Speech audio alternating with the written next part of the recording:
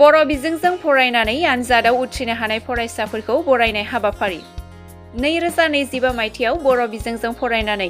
उदालगुरि जिल्लानि गेजेराव matric आनजादाव top 10 आरो ओइचएस आनजादाव टप 3 मासि लानानै उथ्रिनो हानाय फरायसाफोरखौ बरायदों उदालगुरि जिल्ला एबसुआ। गुन गोनां सोलोंथाइखौ बिथा खालामनानै बोसोरफ्रोमबो लाबोबाय थानाय हाबाफारि बादियै सोलोंथाइखौ लानानै फरायसाफोरखौ थुलुंगा होनाय आरो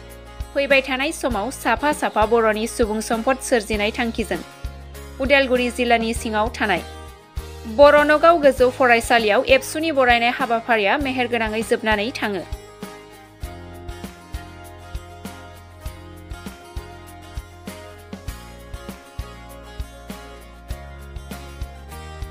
हाबाफारियाव मिरु दुलाराय बर' फरायसा आफादनि आफादगिरि दिफेन बर', उदालगुरि जिल्ला एबसुनि आफादगिरि कर्नेलियास दैमारि नेहाथारि बाबुल बर', मिरु एबसुनि लोगो गाहाय नेहाथारि दिनेश ब्रह्म आरो माखासे दैदेनगिरि फरायसा फरायसुलि आरो दिथागिरि बिगोमाफोराबो बाहागो लायो। दुलाराय बर' फरायसा आफादा देग्लाय बोसोरनि मेट्रिकआव जिल्लानि सिङाव साबसिन रिजाल्ट खालामनाय फरायसा फरायसुलिखौ टप 10 सायख'नानै बिथांमोना बरायदों आरो हायार सेकेन्डारि आर्ट्सआव जायफोरा साबसिन रिजाल्ट खालामबाय टप 3 बिथांमोना बेखौ बरायनाय दिनै हाबाफारि बे बरनगाव हाई स्कुलनि लांगोनायाव आङो गिबियावनो जायफोर बे मासिखौ आवग्रिनो हादों जिल्लानि सिङाव गोसो गोरबोनिफ्राय दुलाराय बर' फरायसा आफादनि जानानै आं बरायबाय। बेजों लोगोसे नैबे बाथ्राखौबो जोङो नोजोर बोनांगोन जे माखासे फरायसा फरायसुलिफ्रा मेट्रिक आनजादनि गिबि थाखोआव नैथि थाखोआव थामथि थाखोआव उथ्रिसार जादों, नाथाय माखासेया फेल जादों। जायफोरा फेल जादों बिथांमोननि जिउखौ बा बिथांमोननि फरायनायखौ आरो केरियारखौ दाफामफिननो थाखाय जोंनि गार्जेन फोरोंगिरि आरो फरायसा आफादनि मावथि आनसलिक इउनिटनि बयबो जोङो लोगो नांनानै फरायसा फरायसुलि बिथांमोनखौ मटिभेट खालामनानै जाहाथे खुनु कारनाव बिथांमोननि फरायनाया आस'खान्दा जाया, ड्रप आउट जाया, बे बिथिंखौ जोङो नोजोर बोनांगोन। खारन सोलोंथाइ गैयाब्ला हारि मोनसेया मालाबाबो गेरेमसा जाया आरो बड'फाया जि मोनसे आदर्श जि मोनसे लामा होलांदों जे गेरेमसा माहारि दानायनि बाथ्रा आरो बर' हारिनि गेरेमसा हारि दानायनि मिजिं आरो थांखिया अब्लासो जाफुंगोन जे बर'नि साफ्रोमबो लाइमोन फरायसा फरायसुलिया गोग्गो आरो गुन गोनां आरो मोजां सोलोंथाइ मोनगोन। दा बेखायनो बर' मिडियामनि जि फरायसा फरायसुलि आरो बर' मिडियामनि जि सोलोंथाइखौ लानानै दुलाराय बर' फरायसा आफादा जेब्लाबो मैखोमै खामानि मावबोदों आरो जों फैबाय थानाय समाव जोङो डाबल स्पिडआव जाहाथे साफ्रोमबो स्टुडेन्टखौ जोङो मोजाङै जोथोन लानो हायो आरो गोरिब गुन्द्रा मिडिल क्लास फेमिलिनि जायफोर फरायसा फरायसुलि दङ बिथांमोना दिनै गोबां मिजिं आरो गोबां आसा लानानै गावनि फरायनायखौ लाखिबाय थादों बा मोजाङै सोलोंथाइ लादों, नाथाय माब्लाबा गोबां माखासे आंखालनि थाखाय गोबां थासारिनि थाखाय बिथांमोना नांगौबायदि बे रिजाल्टफोरखौ खालामनो हायाखै। दा बेखायनो जोङो गासैबो बिथिङाव मोजाङै माइन्युटलि नायनानै बर' हारिनि इयुन भबिष्यतखौ दानांगौब्ला जोङो बै बिथिंखौ जोङो गोब्राबै आरो खोब माने ग्राउन्ड लेभेलाव थांनानै नायनानै हाबा मावनांगोन। आं बेखिनिखौनो फोरमायबाय। गोजोन्थों। गासैबो मिडियामानो जेंना दङ। दिनै असमिया आसामनि स्टेट अफिसियेल लेंगुवेज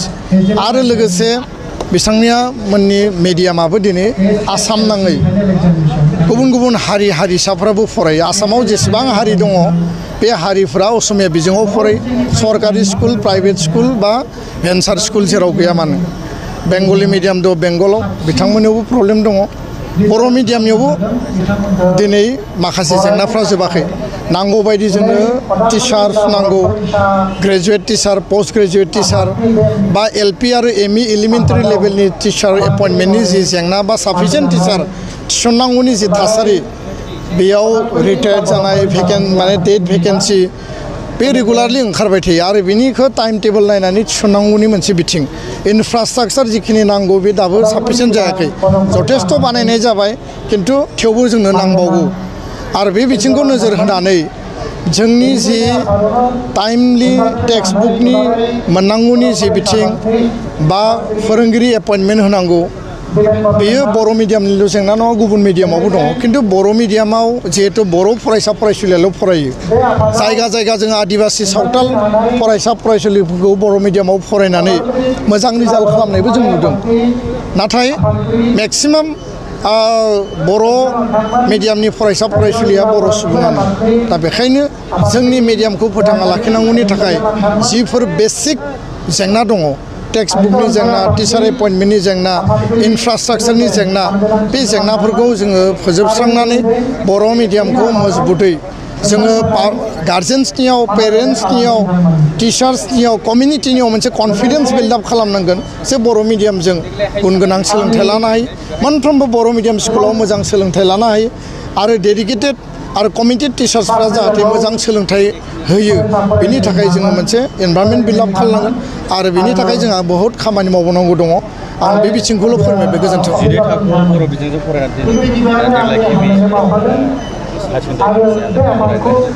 क्लास 12आव गिबि खेबनि थाखाय हायार सेकेन्डारि लिरनाय जादोंमोन आर्ट्सआव आरो बेनि रिजाल्टआ जथेस्थ' मोजां जोङो बेखौ गिबि हिसाबै बेयो जोंनि मोनसे चेलेन्जबोमोन आरो बे मोनसे जोंनि माने एक्सपेरिमेन्टेल बेसिस